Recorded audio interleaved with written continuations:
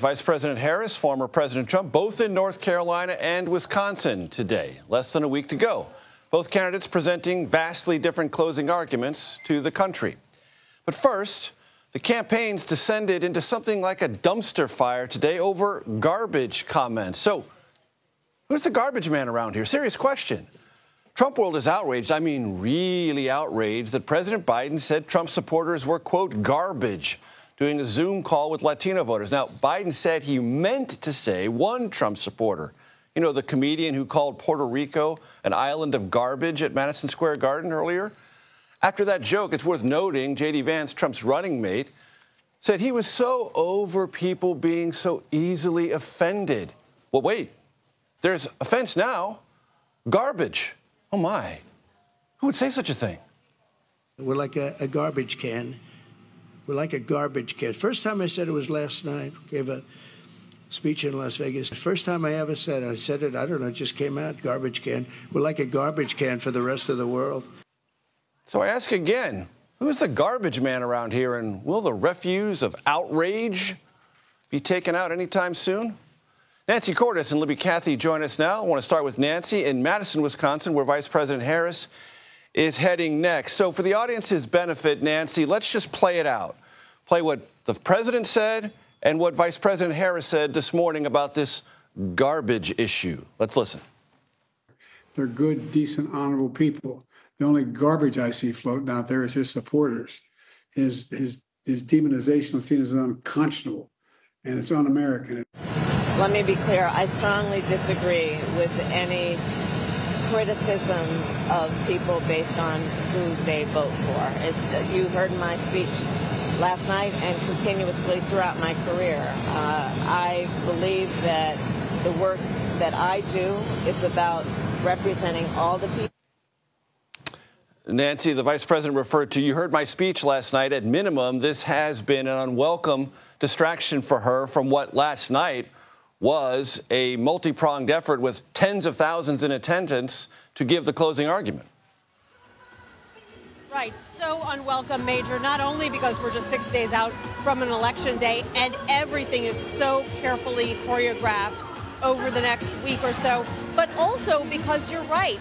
They managed to draw 75,000 people to the National Mall yesterday, which is no small feat for a campaign, and that's what she'd like to be talking about today. She'd like to be doing a victory lap when it comes to that event, and instead she has been asked at least twice already today by reporters about this comment being made by the current president of the United States, Joe Biden. Now, he did walk those comments back almost immediately last night as the White House grappled with the reality of how these comments were being taken on the right.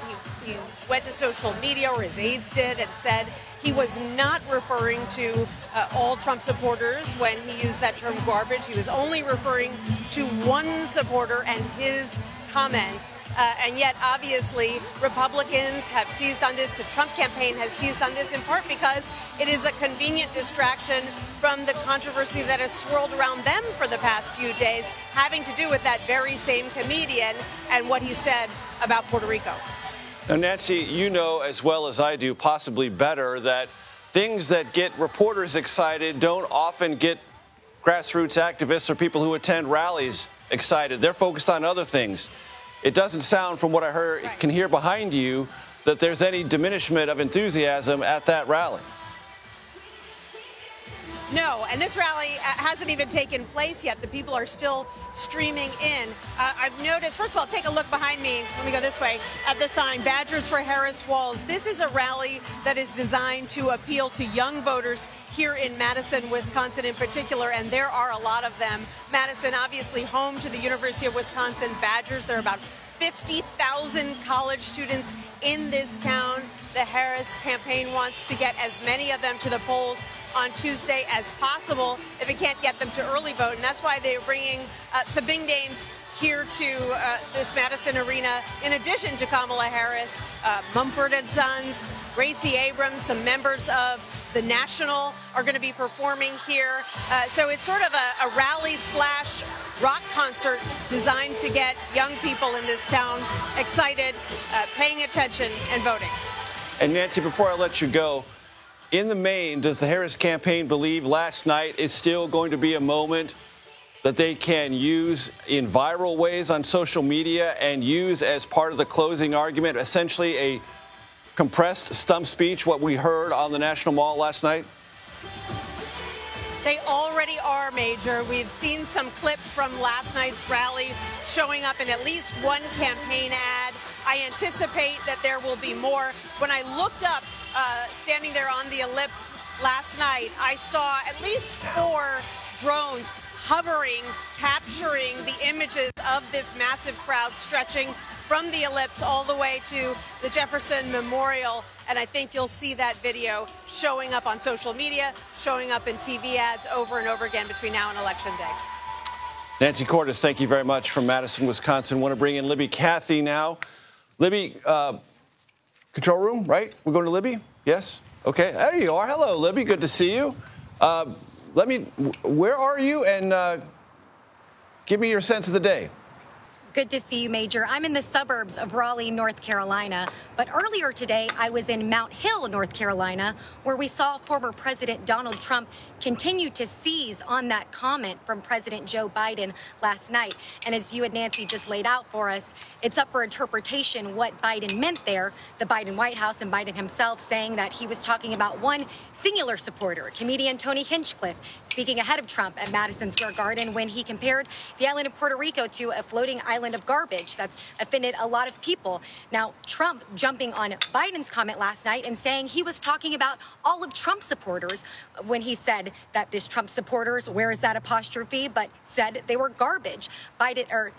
Trump telling that arena I was in today that Biden and Kamala Harris and Tim Walz think of them as garbage. This seemed to really motivate the base. Even before Trump arrived, talking to voters there, they said they already knew about this. They were calling themselves trash, similar to in 2016, what we heard with Hillary Clinton and deplorables. Now, this obviously didn't come straight from Kamala Harris herself, but Trump tying Kamala Harris to this, saying it's Harris and Tim Walz's rhetoric that led Biden to say this. He says that Trump supporters have been treated like garbage, and that's an extension of this. Now, I will say that ahead of Trump at that Madison Square Garden rally, it wasn't just Tony Hinchcliffe who said offensive comments.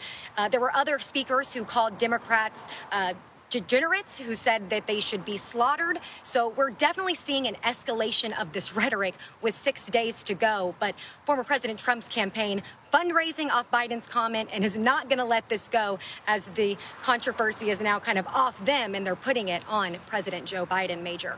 Or certainly trying to at least equalize the controversy lamp, whatever direction that might be heading in. Libby, you're in North Carolina, crucial state on the map come election night.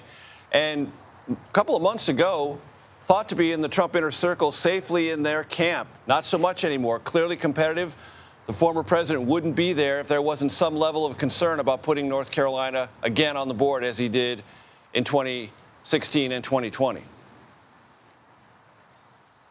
Absolutely, Major. And this visit today came after last week 3 stops in the western part of the state. So this used to be a very secure state. Republicans were thinking, having won it last time, Trump, the last 2 cycles. But now, with Lieutenant Governor Mark Robinson at the top of the statewide ticket for Republicans running for governor and the controversies that have swirled him, now Republicans are not so sure. So that is why, as you point out, you see former President Trump coming to this state. Maybe he will be back here next week, but with 6 days to go, obviously time is very limited. But he is trying to get voters here in the suburbs of Raleigh, like where I am, and like where Vice President Kamala Harris was earlier today. Both these candidates crisscrossing each other in North Carolina, where I am, and now in Wisconsin this evening. So with 6 days to go, there's really no time to waste. They're trying to get every last undecided voter, but with millions and millions of Americans already have voting, Major, as we've talked about, we'll see how many votes there really are for them to get.